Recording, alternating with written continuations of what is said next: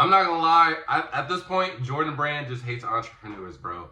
First, they tried to kill the sneaker resellers, and now they're trying to go after vintage resellers, bro. It is actually super insane. And honestly, if you are a vintage reseller, you need to watch this video because on a serious note, your business could be in some type of danger. So if you're not familiar, Jordan Brand, it's their 40th anniversary, and they are trying to tell a story. They are trying to have everybody know the legacy of what Jordan Brand is. Now, over the last couple of years, resell and just the sneaker market in general, even at a retail standpoint, has just been super bad to the point where very iconic shoes are being called quote unquote bricks, and they're just sitting in stores. No one's interested. The engagement's at an all-time low. No one is even going to malls. No one just wants anything to do with Jordan, Nike, etc. Right? So 2025 being their 40th anniversary, they are doing everything to make it known to the public that you're gonna see us, right? So you already seen the promotion with them doing band for their Air Jordan 185 coming out soon. They're blocking out, they're censoring all the shoes, they're censoring out their profile pictures, they're banning their Instagrams, they're banning it on 2K. It's getting insane. And so a part of this, it's all a huge rollout for the entire year of 2025.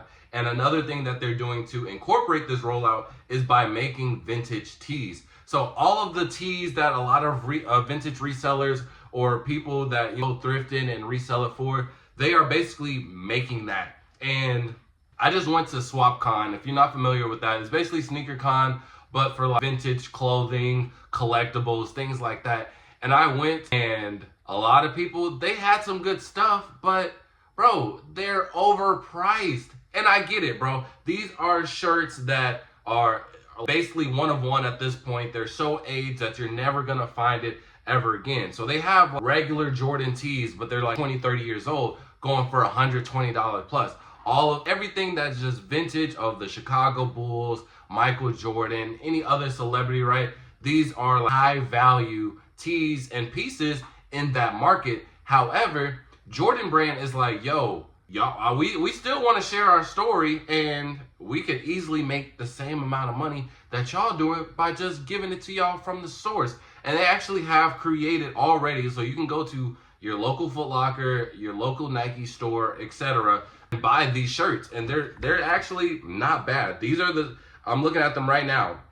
Some of these shirts that they have, these are the same shirts that you would find at a place like SwapCon or any type of vintage meet for 100 plus. And they got stains, they're so worn out, they're probably not even your size, but now you can directly buy it from Jordan himself for a fraction of the price. And on average, a lot of these shirts are anywhere between $45 and $55, which at this point in our economy, that's kind of average for a really good tee. And these are going to be high quality tees, the same images that we're buying at these cons, and it is already in effect. There was really no warning, it's just a part of their rollout. And once people start to catch on to this, it's really up, right? Like there's no point in just, same thing with sneakers, right?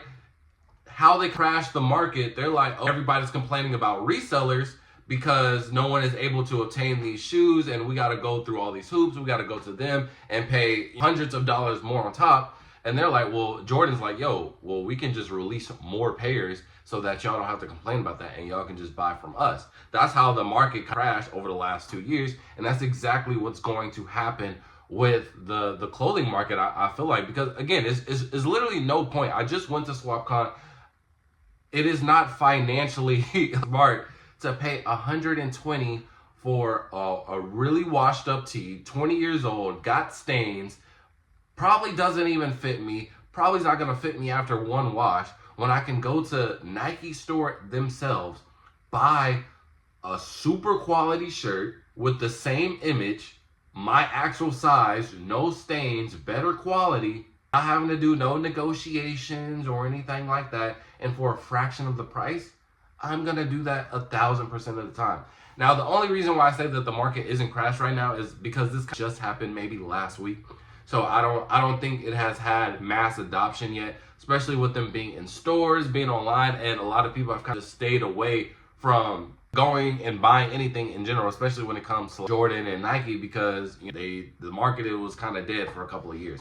But now that it's picking up with 2025 and all of these rollouts, once there's more chain of events when it comes to these rollouts, everybody's gonna start to notice, because it's gonna be one rollout that's gonna take into effect that's gonna get a lot of people's notice. I'm pretty sure the censoring of literally everything. They got NFL players censoring their pictures, their clothing. They did it in the NBA. They're doing it on 2K. They got streamers talking about it.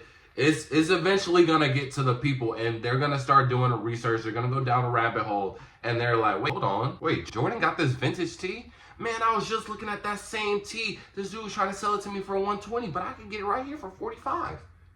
That's gonna be the exact combo that we're gonna have in, I would say, in the coming weeks, maybe most a couple of months. But I do feel bad for the vintage resellers, because I do know that their margins are already small, and they have to get a lot of these pieces. And again, I'm a reseller, but just when it comes to sneakers. So me, I'm gonna be honest with y'all, if it ain't shoes, I'm really cheap when it comes to certain things. So when I was at SwapCon, I was lowballing folks, and it worked. But that's just what it is. I don't like paying that much money, especially for, dang, bro, and clean it up a little bit. If I could just go direct to the source, half off, I'm doing that 10 times out of 10, bro.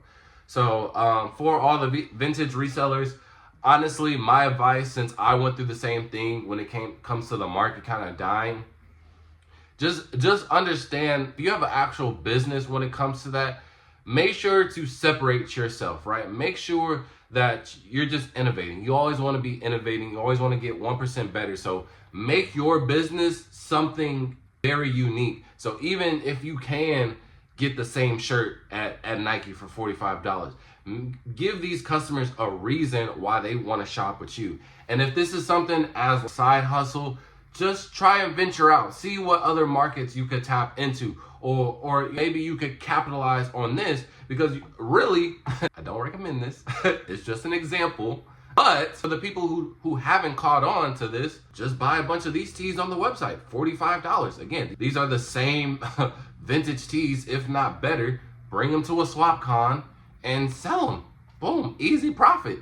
And you're gonna be the only one with mint quality. You're gonna have all the tags attached to it. It's gonna be fire. You could get a little lick in this small period of time where everybody hasn't caught on to that. And once you get your profits from that, then utilize it and capitalize on that, since you're ahead of the curve, and maybe potentially beat the market or venture out to something new. But do not get stuck in it and try and go against the grain, right? Even though I'm still into sneakers, that period, a 2-year period where it was just nothing, even though I still have clients, so even if the market goes up or down, I'm gonna still have clients.